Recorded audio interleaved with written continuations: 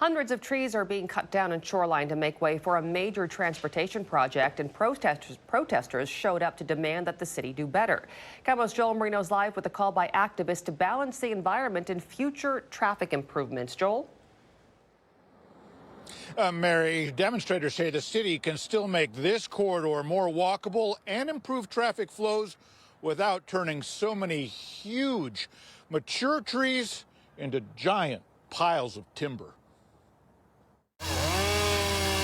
Crews made quick work of trees that had stood for decades along North 145th Street through Shoreline, and their efforts drew a small crowd of activists who fought hard to save the once towering giants. It's a disappointment that we couldn't have an impact on this project and that all these trees are coming down. We should do everything we can to preserve nature. More than 300 trees are being cleared out to widen the sidewalk and make traffic flow improvements along 145th.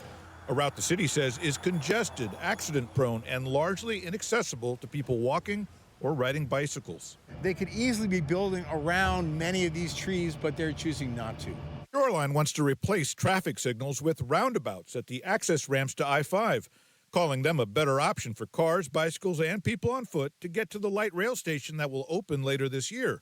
The city says it has modified some aspects of the project to save more trees and will eventually plant nearly twice as many trees as it removes to make up for the loss.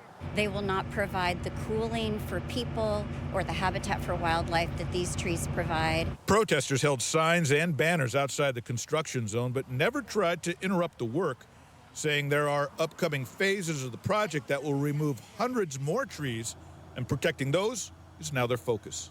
I hope that somehow we can stop them from doing that. You know, they can change their plans. There's nothing that says you can't change your plans. In the meantime, this short stretch of 145th, just west of I-5, this will remain closed to traffic for the next 7 months. Reporting live, Joel Marino, KOMO News.